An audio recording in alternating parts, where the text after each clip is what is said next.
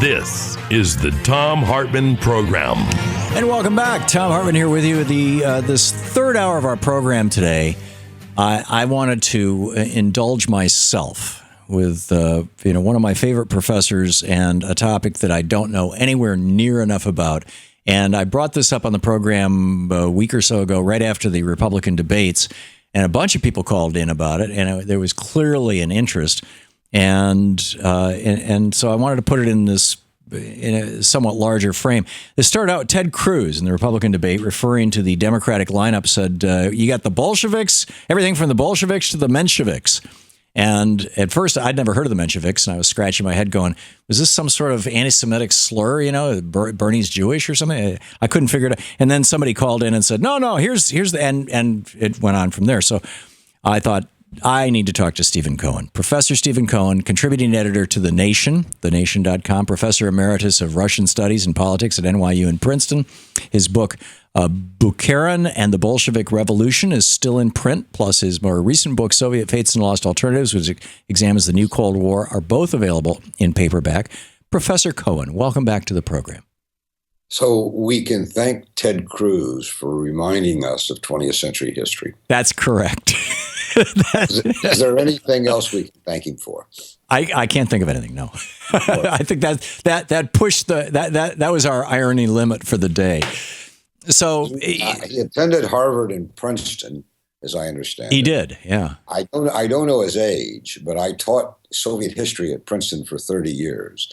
It's possible he picked this up from me. Yeah, I think he's in his mid-40s. For which I apologize. Okay. Well, that's fascinating, too. It is evidence of that old adage that a little knowledge can be extremely dangerous. Indeed. And that's why I wanted to get a little more knowledge. I'm curious about, and we've got a lot of elbow room here. We've got the whole hour. We can talk about this. I mean, we can also talk, if you would like, about things that are going on in Ukraine and stuff like that we've talked about in the past, Syria.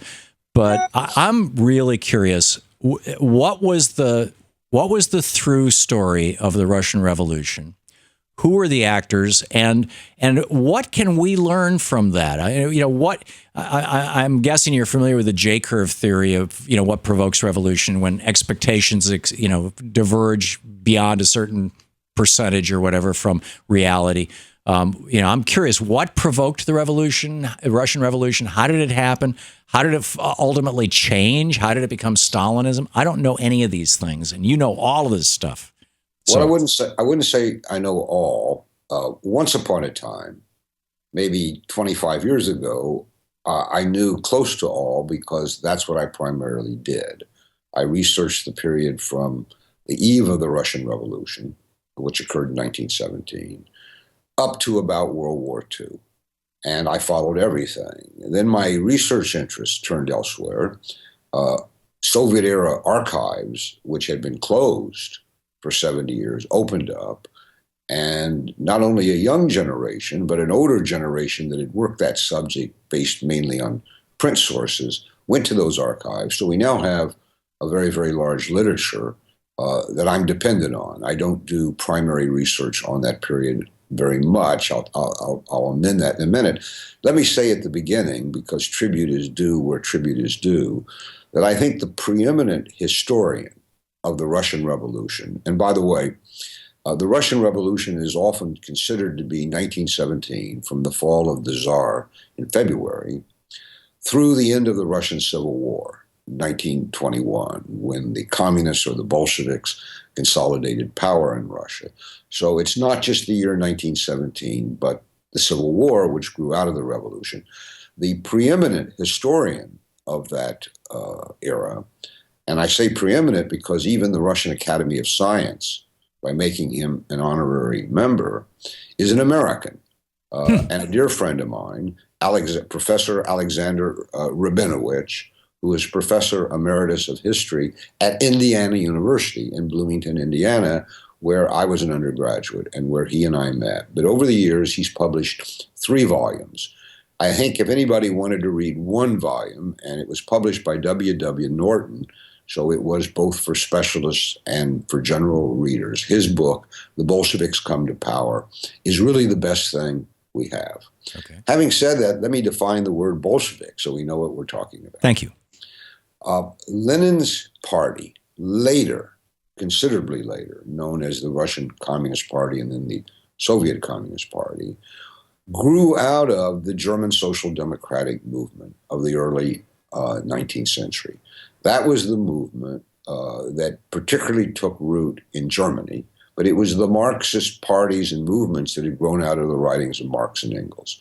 And it was the beginning of what we call social democracy. A wing of that movement became very radical and revolutionary. A wing of it became the social democratic parties that were evolutionary, democratic, and governed many countries in the 20th century. Germany, Sweden, Scandinavian countries.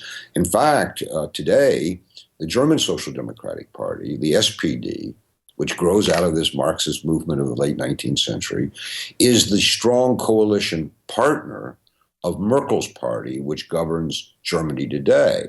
And it is being said in Germany today that Merkel's leadership is in deep crisis due to the Greek crisis, due to the refugee crisis, due to the Ukrainian crisis. And if she falls, the German Social Democratic Party may come to power. It was the party of Willy Brandt, as some of our older readers remember. So European social democracy, which is roughly what Bernie Sanders has in mind when he calls himself a democratic socialist, is a European tradition that is roughly akin to what the late Paul Wellstone called the Democratic wing of the Democratic Party, the left wing of our Democratic Party. I actually think that Bernie would have done better when he was asked to explain his democratic socialism, would have been to say that in the 20th century, welfare states emerged in capitalist systems, compassionate ones, to help those people who couldn't cope with the dynamics of capitalism and create social justice. And the Social Democratic Party, this is long-winded, but it's all part of the story, the Social Democratic Party really became the democratic welfare state party of Europe. And there's nothing bad to say about them. Yeah. FDR picked up that mantle here, didn't he? Right, and they were closely related to the trade union movement. Right. And in a kind of distant way, the Labour Party of England was part of that movement. So, but the word Bolshevik is very important. What happened is this Russian Social Democratic Party, which formed just before the turn of the 20th century in Russia, where it was completely illegal because the Tsarist system was repressive and censorious. It split at a conference in the early 20th century because there was a debate in the party. Should the party be an open party, trying to operate democratically in anti-democratic Tsarist Russia, announcing its meetings, having an open enrollment of members, participating in elections that didn't exist? That is, trying to emulate the more advanced democratization that occurred in Europe and in Germany. Or, and this was according to Lenin, who is now a rising figure, younger figure in the party, must it be essentially an underground party, composed only, as Lenin put it, of professional revolutionaries, meaning people who could go underground, who would not have to hold permanent jobs in the labor movement or elsewhere. And if they did go underground, the party would take care of their families, they would have false identity cards. And Lenin said you had to have this because you had to fight fire with fire. Fascinating. We've got to take a quick break here. We're talking with Professor Stephen Cohen.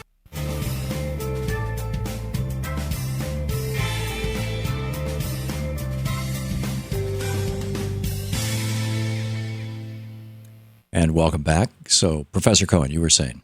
So, to finish the history, or at least the prehistory, there was abroad, naturally, because the party couldn't actually meet in Russia, there was a convention, a Congress of the Russian Social Democratic Party. I think it was 1902, or shortly thereafter. And this issue was voted on. What kind of party? Now, Lenin had written his famous little book, What is to be Done?, calling for a small, professional, conspiratorial underground party, because he said that we can't have a public party in Russia. It would be repressed quickly by the Tsarist authorities. If you announce everybody interested, come to the meeting of the Russian Social Democratic Party at Moscow University at 7 o'clock tonight. Everybody would be arrested. So Lenin said, no, you needed this party of professional revolutionaries. Others said, no, we have to be democratic and open. And they had a vote. And it turned out that a couple people had to go to the bathroom. So Lenin won and was in the majority. And the word in Russian for majority is bolshinstvo, Bolsheviks for short. And the word in Russian for the minority is menshinstvo, or the Mensheviks. So henceforth, Lenin had a piece of good luck. He got to call his party the majorityist, the Bolsheviks. And the more social democratic oriented, more democratic wing of the Russian Social Democratic Party was stuck with the label the Mensheviks, the minorities. And that went down in history. And in fact, after that, Lenin called his party, until after the revolution in 1917, the Russian Social Democratic Party, parentheses, the Bolsheviks, because everybody wants to be with the majority, of course. It was great advertisement. But it stuck. Is there any kind of a parallel between that and how SDS, the Weather Underground split off from SDS? And if the Weather Underground had taken over SDS, they might have been I don't know, maybe not. It just reminds me of some of the meetings I went to in the 60s where people were going, we got to go underground, they're trying to kill us, all this kind of stuff. Back to you, sir. I was teaching at Columbia as a young graduate assistant in 1968. And you remember that Columbia had what it thought was a revolution. And the campus was closed and the police came and the buildings were occupied. Yep. Same thing happened in MSU that year. Right. And there was a famous American literary social critic named Dwight MacDonald who covered all this. And I remember when he came on campus and the wing of the student movement, as you say, SDS and the others, had split. One occupied one building and the other building. And Dwight pointed to the building of the radical SDS people. And he says, gentlemen, there sit the Bolsheviks. Then he pointed to his right and he said, there sit the Mensheviks. So the memory of this formation of the Russian Communist Party was alive in the generation that preceded me because it had deeply influenced them. And you point to what is, if not a law, a general tendency, that movements for change, and this happened, by the way, in the civil rights movement in America. I grew up in Kentucky. I remember it very, very well, where one group presses for far more radical action. In the case of SDS, it could have been even violence, and in others devoted to the evolutionary democratic process. So what happened in Russia wasn't unusual, but it was fateful when the revolution itself came in 1917. Remarkable. We'll be back with Professor Stephen Cohen right after this. Past the hour. Welcome back. We're talking with Professor Stephen Cohen, Professor Emeritus of Russian Studies and Politics at NYU and Princeton, author of Bukharin, and the Bolshevik Revolution, and Soviet Fates and Lost Alternatives, both available in paperback, and he writes for thenation.com. And just to summarize very quickly, if I may, and please correct me if I get anything wrong, the Bolsheviks and the Mensheviks, these are basically just Russian words for the majority and the minority. And in a meeting that when a bunch of people had to go to the bathroom, Lenin took over this meeting and basically became the Bolshevik Party. The Russian Communist Party became and Bolshevik simply means we're the majority party. So, right? One correction. Until the revolution in 1917, though the outbreak of World War I did a lot to solidify these two wings of the Russian Marxist Party into separate parties, because Lenin's wing of the party was against the war, considered it an imperialist war. The Mensheviks, like the Social Democrats in Europe, took a more patriotic position and even participated in Germany, for example, in the war ministries of their governments. And that violated, according to Lenin, the Marx's axiom that the working class has no homeland. It's at war with the bourgeoisie. But the important thing, Tom, is that when the Tsar fell in February 1917, in effect, the Bolshevik wing of the Russian Social Democratic Party and the Menshevik, the majority and minority wing, became two separate parties with their own leaders, their own central committee, their own headquarters, their own tactics, their own membership. Trotsky, who would later join Lenin's that year in 1917, did, as he often did in his career, try to establish some middle position. But there was no middle. When revolutions come, the center or the middle disappear. And Trotsky joined Lenin, and the rest, as they say, is history. He and Lenin led the party primarily, though with others, including the man I wrote about, Nikolai Bukharin, during the revolution, the Civil War. Now, the point here is, if we want to identify the Bolsheviks, Lenin's party, in history, which later became the Soviet Communist Party, we should not abuse the word revolution. We talk about the cultural revolution and the sexual revolution and the gay revolution, but revolution and coups d'etats we call revolutions. But revolution has a certain meaning in history to historians and sociologists, political scientists. And a revolution is an enormous upheaval from below when a great mass of people suddenly enter history and tear down the old order. There have been certainly three in history that we focus on, the French Revolution, the Russian Revolution, and the Chinese Revolution. And they're often accompanied, but not always, by civil wars. There is a debate, for example, about whether the founding of our nation was really a revolution, or was it an elite in the colonies ousting the occupying imperial elite of Britain. If so, that would not be a revolution, but the Revolutionary War did become a revolutionary phenomenon. The second point is, there's a mythology about Lenin's party, the Bolsheviks, and the 1917 revolution. And the mythology is that 1917, from the fall of the Tsar to the moment when the Bolsheviks came to power in October, was really a kind of organized, controlled upheaval run by a tightly disciplined party of Lenin's Bolsheviks. And that's completely false.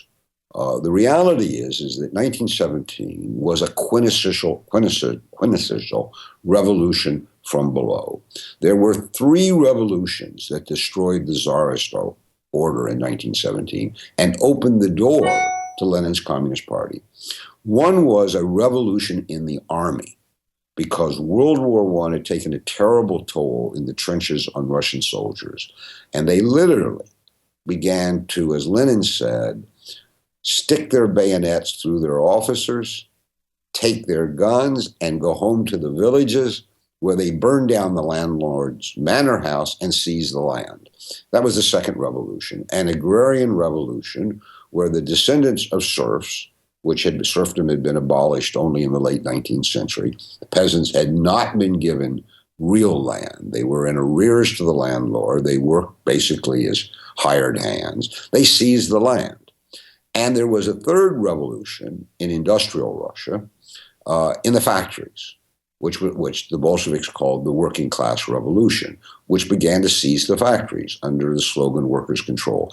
Those three revolutions, in the army, on the land, and in the factories, utterly destroyed the old Tsarist 400-year Romanov order.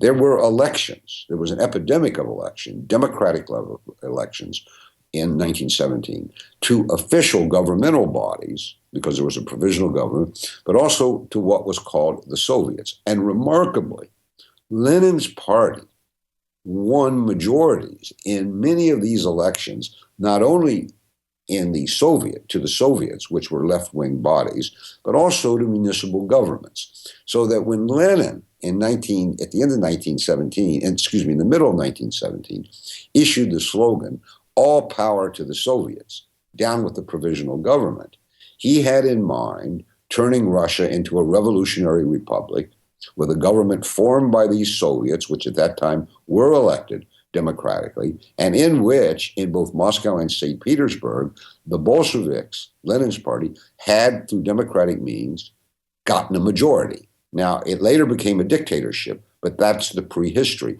that the Bolsheviks were not very organized. They were very diffuse. And many people feel, including Rabinowitz in his book, The Bolsheviks Come to Power, that made them more attuned to revolutionary opinion in the streets and in the land. A final word about this. There was one democratic, but 82% of the population couldn't read or write. So it's not clear how much information people had. And it took 3 or 4 months to do the balloting in this vast country.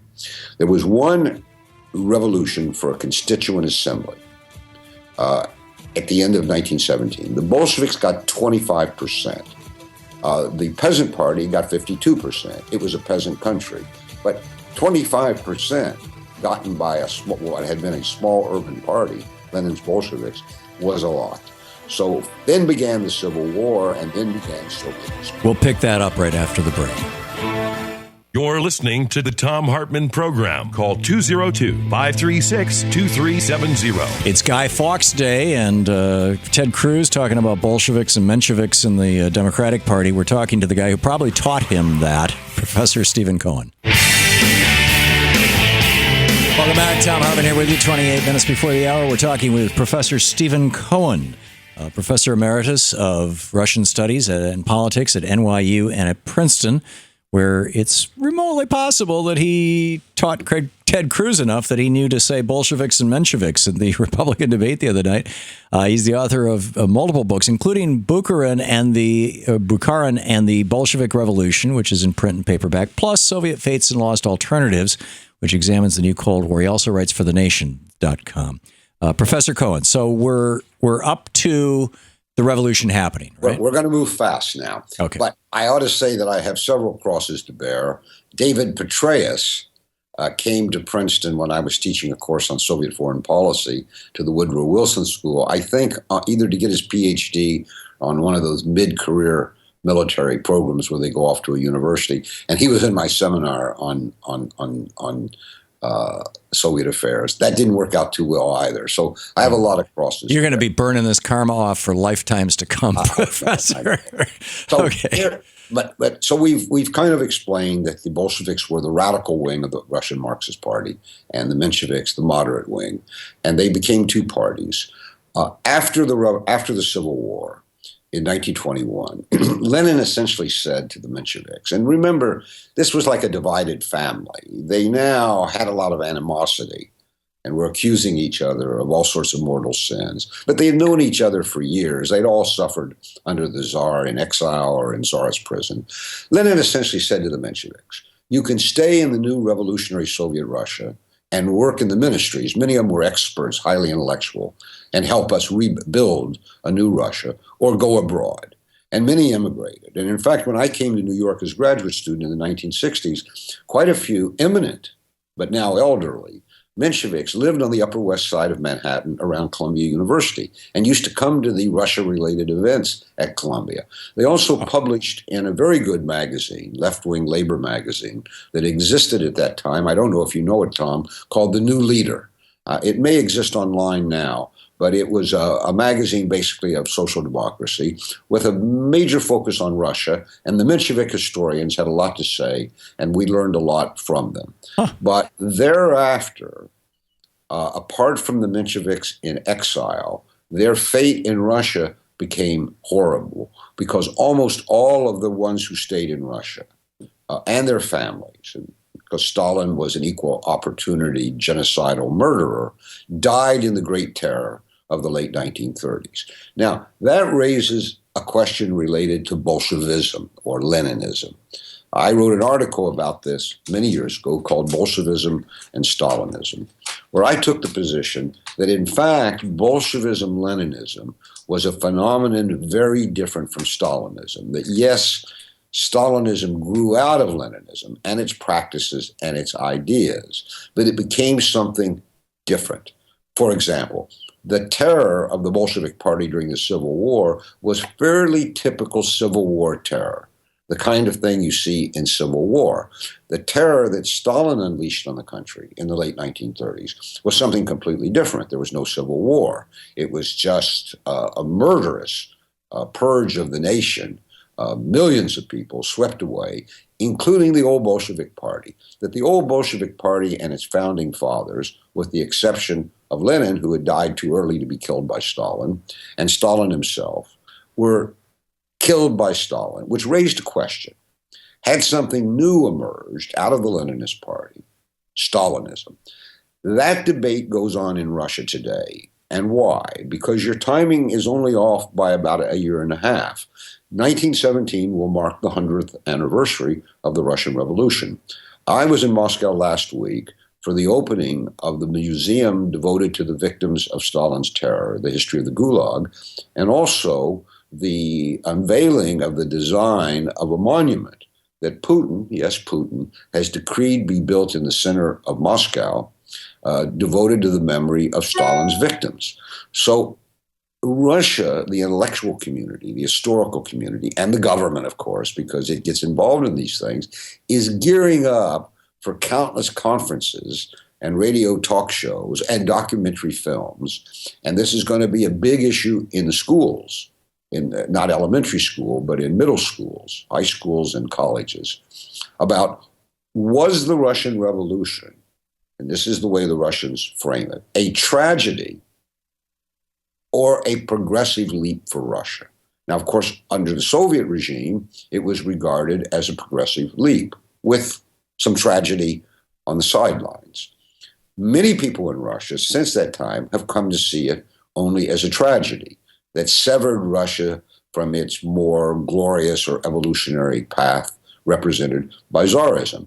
But this debate's going to obsess the nation, at least the political, intellectual part of the nation, beginning in a few months, because you got to get started for these big anniversaries. The 100th is one of the biggest. And one of the questions is going to be just what we've been discussing. What was the role of Lenin's Bolsheviks in the revolution? Was it progressive or was it destructive to the nation? Was Stalin, he's the most, in historical polls today, he's the most admired modern political figure, historical figure in Russia today for various reasons. Was Stalin a great hero, or was he a man who destroyed Russia and its people and its future? And if so, was Lenin responsible for Stalin? Or did Stalin kill the Leninist movement? All these things, which Western historians have debated for years, there's no consensus, are going to be debated in Russia. So your timing is only off maybe 5 or 6 months before this begins. It's going to be fascinating. These are what Russians call živaya historia, living history, because they shape the nation. Right. It's rather akin, though I don't like historical analogies that aren't precise, it's rather akin to our ongoing debate about the role of slavery and Jim Crow South in American history. I was just going to ask you that. Is the genocide of Native Americans and the Holocaust of African Americans in the United States, it's been largely written out of our textbooks, or at least sanitized, certainly for people of our generation. I mean, there's big debates now, what's going to... And I was wondering if the Russians were essentially sanitizing the Stalinist era. Apparently not. Well, the answer is yes and no, because some Russians, including the Russian Communist Party, are glorifying Stalin and deleting the horrors of Stalinism. Mm-hmm. But the problem with Stalinism is that when people look back, and indeed people who survived it, metaphorically speaking, they see two towering mountains of the Stalin era. A mountain of achievement when the country was industrialized, through industrialization, modernization, transformed from a country of 82% peasants, couldn't read or write, into a substantially urban, literate, educated country, when Russia prepared itself to defeat Nazi Germany, and after that became the other great atomic or nuclear superpower in the world. And you can't delete Stalin from history any more than you can delete the fact that most of our founding fathers were slave owners. Right. And by the way, I'm older than you, Tom, but they did not teach us in that segregated school system down in Kentucky when I was in lower and middle school, that fact that the people we called the fathers of American democracy owned slaves. We only learned that later. And we're still debating. I mean, is Jefferson a great Democrat? And if he is, can a great Democrat be a slave owner? I mean, and Washington too. I mean, now the answer most people give is they were people of their times, and we shouldn't judge them harshly because such were the times. But you could say that about the Bolsheviks. In the aftermath of the up until then, the worst war ever, World War I, brutalizing, that the Bolsheviks were affected by the horrors that had been sweeping Europe for 4 years. And they performed their own brutalities, partly as a result of that. So do we say they did terrible things, but it's okay because they were people of their times? I was interviewed by this in Moscow last week, not by a Russian newspaper, but by the Moscow Times, which is an English language paper for Westerners living in Russia, and owned primarily, though this is going to change because of the law, by a foreign company. That did I think Russia had done well in acknowledging its Stalinist past and its victims? And I said that it was hard for me to judge because I had come to Moscow for the opening of a national state museum of the history of the Gulag. That is a museum devoted to Stalin's victims. There is, so far as I know, and I do know, there is no museum in the United States devoted to the history of American slavery. There will be one opening here in Washington, D.C. next year. Well, there's been talk of one, and I forget his name. This is the Museum of African American History. It's going to be part of the Smithsonian. I guess it's not devoted to slavery, but it is. No, I know about that. It's not the same. But I'm talking about a memorial museum of repentance where people come and see the horror of it all, which becomes a research center and regularly puts on events memorializing. Sort of like Yad Vashem.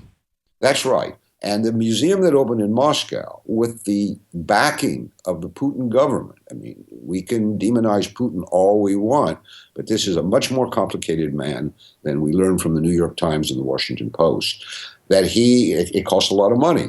And a lot of his supporters worship Stalin and don't like the fact that he's done this. But if I ended the interview, by the way, RT did an interview with me also because I'd been involved in the history of this museum in Russia. And what I said at the end is we ought to have a competition with Russia, not who can build more weapons, but who can achieve historical justice more quickly. Wow. And at the moment, Russia may be slightly ahead on the victimization.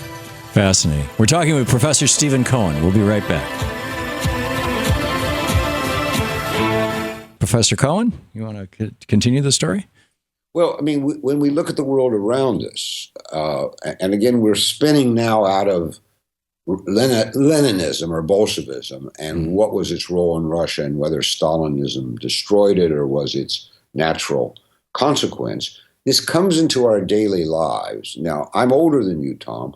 I knew people who were the children of the victims of Stalin. I wrote a book called The Victim's Return, which treated the children as well. Some rose very high in the Communist Party. Some grew up in orphanages, remained bitter. Many became dissidents.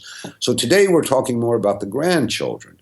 I mean, now, if we look at President Obama, obviously his election as the first Black American president was a kind of act of repentance and historical justice for what happened to Black folks during slavery. But there are many people, Black people, who are descendants of slaves, I mean, grandchildren even, who are in prominent positions in American life. This is true also in regard to Stalin's victims in Russia.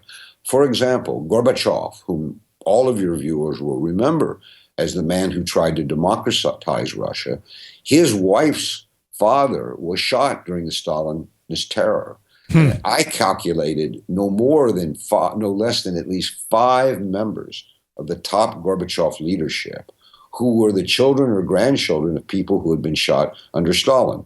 Even more so, I can't mention his name, it was very interesting, but we met, my wife and I, Katrina vanden Heuvel, editor of The Nation, when we were in Moscow last week, a very high aide to President Putin.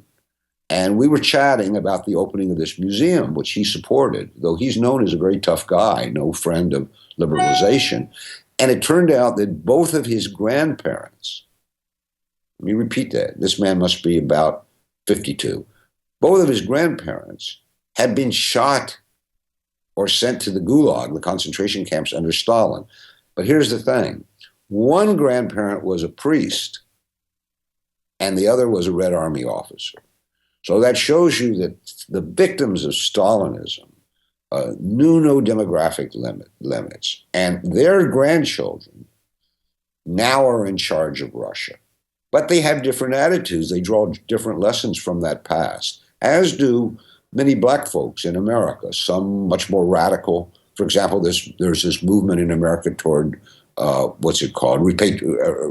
Reparations. Yeah. And I don't know how much traction it's gotten, where other black folks, and I know a bit about this because for 30 years I've been involved in basketball tournaments in the local inner city outdoor courts here, almost all black kids with not a brilliant future awaiting them, alas. But I hear these conversations, and some people think it's silly that too much time has passed and that black folks should just get on with moving into the middle class as best they can. So you have the ancestors of these victims have different attitudes. And that's, by the way, also true of people who were the survivors or the ancestors of people who died or survived the Jewish Holocaust in Germany.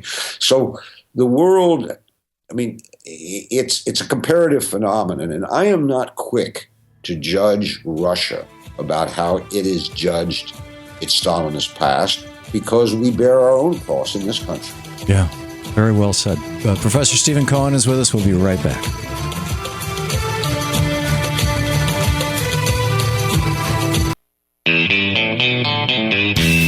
Welcome back. 10 minutes before the hour, we're talking to Professor Stephen Cohen, the author of Bukharin and the Bolshevik Revolution, which is still in print in paperback, and Soviet Fates and Lost Alternatives. He writes for thenation.com.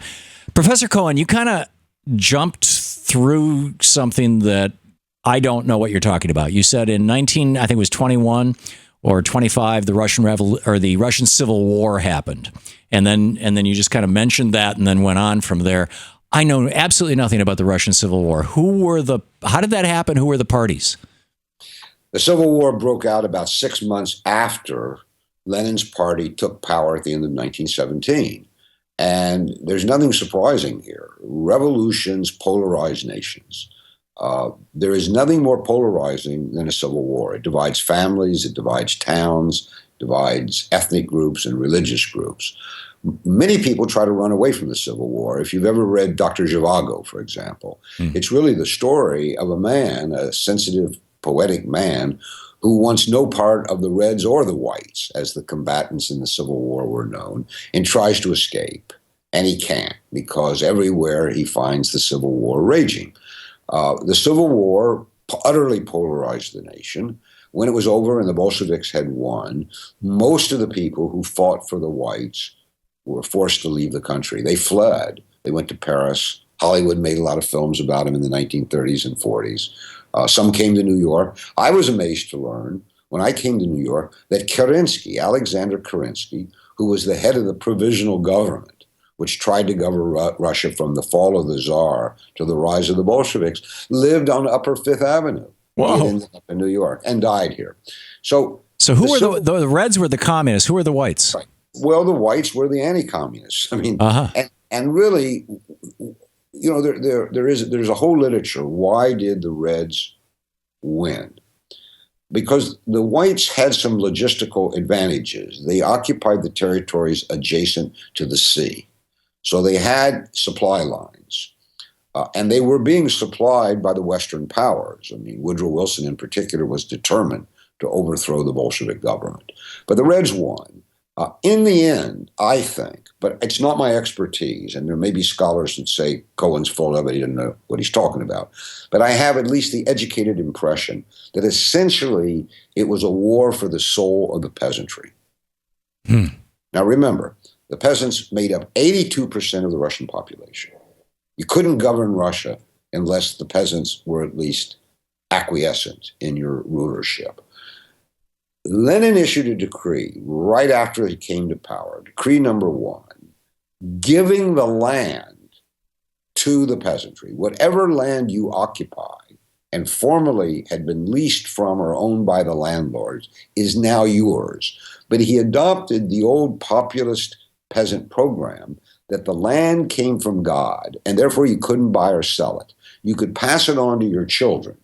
Under Russian law at that time, only to male children, to your sons, not daughters. But what this ended up being were tiny little, not very productive plots. But I would say that the reason the Bolsheviks won the Civil War is, though the peasants didn't particularly like the Bolsheviks, they hated and feared more the return of the Tsarist government, which was the White Army, which would take the land away from them.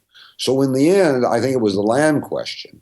And because it made it easier for the Bolsheviks to recruit soldiers from the peasantry, made the peasantry more willing to supply the Red Army. That's my judgment. I mean, undoubtedly there are other factors. Now, Stalin, and here's the bitter irony, and everybody should remember this, when Stalin imposed collectivization on the Russian peasantry after defeating the guy I wrote a book about, Nikolai Bukharin, because he had opposed forced collectivization. When Stalin imposed collectivization on the country, essentially, he took the land away from the peasantry. So you could say that Lenin, in 1917, by law, gave the peasantry their tiny plots, and Stalin, by the force of the state, took it away from them by forcing all the peasantry into collective or state farms. And the peasantry entered, some people would say, a new era of serfdom. They had almost no power. They didn't even have internal passports. They couldn't leave the land. That came only under, was it Khrushchev or Brezhnev? I forget. But they had to deliver their produce to the state at fixed prices. Now, other people say that's how Stalin industrialized the nation, that he needed the resources from the peasant sector to feed an industrial population and to export for technology. So there's a bunch of arguments here. Yeah. Well, that argument is made about slavery in the United States. Without slavery, the South would not have been built. Well, the American economy was built originally on the economy of the South, on the cotton plantations. Right. And that was based on slavery, of course. Right. The point here, though, is that the fate of the peasantry got reversed under Stalin. And even today, by the way, Tom, in Russia, the privatization of land is now legal, and agriculture is doing much better in Russia now, particularly with the sanctions that have been imposed by Europe. Russia was importing about 70% of its food when the Ukrainian crisis began. That's way too much. No country should produce something that's more expensive at home than it is to import. But 70% importation of food for an agricultural country as big as Russia is too much. That happened in the 1990s. So the sanctions, through Putin's policy of so-called import substitution, is trying to revitalize his agriculture. For example, Russians fell in love with foreign cheese. So now you've got Russian cheesemakers trying to emulate all the cheese that was imported from France and Italy and the rest. And I was in the shops, I looked at it, it all tastes the same to me. I don't have a sense of, I can't tell French cheese from American cheese from Russian. Seemed fine to me. There's one other question before we leave. I want to we just hit the end of the hour. I'm sorry. Right. So why is there no Social Democratic Party in Russia today? We can talk about that another day. We will. And I thank you so much for being with me this hour, Professor Cohen. It's great talking with you as always. Thank you, sir.